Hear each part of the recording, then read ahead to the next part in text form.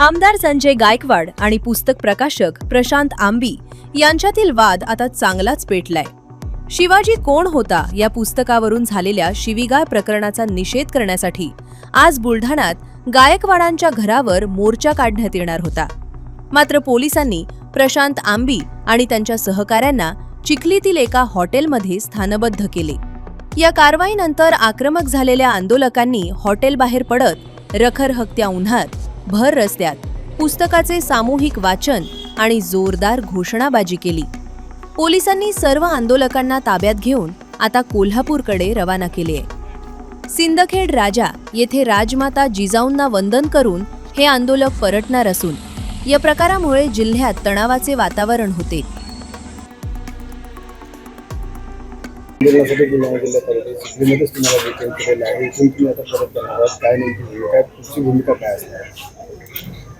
आज आम्ही खरं तर बुलढाणा जिल्ह्यामध्ये जिल्हाधिकारी कार्यालयापासून मोर्चाला सुरुवात होणार होती आणि आमदार संजय गायकवाड यांच्या घरावर मोर्चा आम्ही काढणार होतो आणि त्यांच्या दारात आम्ही कॉम्रेड गोविंद पानसरे यांचं शिवाजी कोण होता पुस्तकाचं वाचन करणार होतो।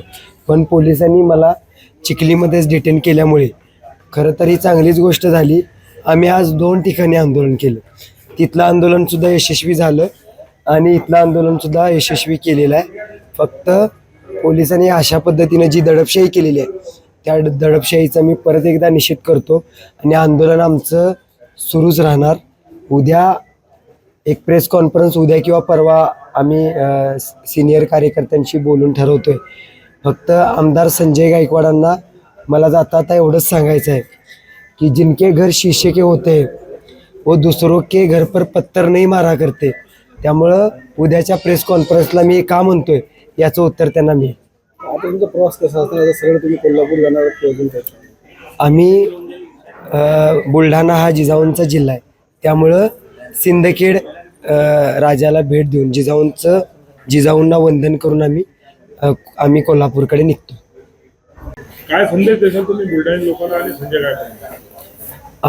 आमदार संजय गायकवाड यांना मी पुन्हा एकदा हा संदेश देतोय की इथून पुढे कोणत्याही लेखकाला प्रकाशकाला फोन करताना त्यांनी पुस्तक वाचलं पाहिजे। ते कोणत्याही विचारधारेचं असू दे, ते त्यांच्या विचार म्हणजे भारतामध्ये अनेक विचारधारा आहेत।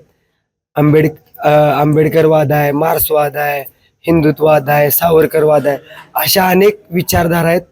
त्यामुळे ते कोणत्याही विचारधारेचं पुस्तक असू दे, आपल्याला जर त्या पुस्तकाबद्दल ऑब्जेक्शन असेल तर अगोदर ते आपण वाचलं पाहिजे, कारण की टीका जर करायची असेल तर वाचल्याशिवाय पर्याय नाही। त्यामुळं मी आता कन्फर्म मला माहीत नाही, मी असं ऐकलं की ते भवानी मंडपामध्ये येणार आहेत शिवाजी कोण होता या पुस्तकाचं वाचन करायला।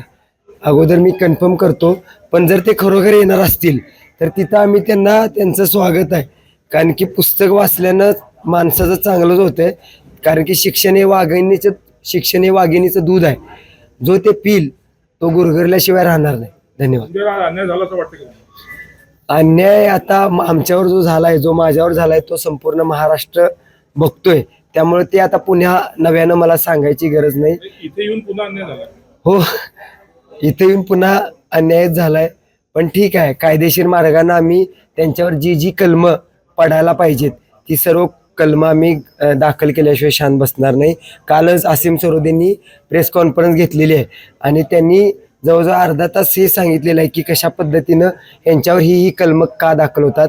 त्यामुळं न्यायाची बाजू आमची आहे, त्यामुळं आमचीच लढाई, आमचाच लढाईत विजय होणार। पोलिसांनी तुमचं आंदोलन दडपलं असं वाटत नाही? हा, ते वाटायचं वगैरे काय नाही, दडपले हे आता संपूर्ण महाराष्ट्र पाहतो।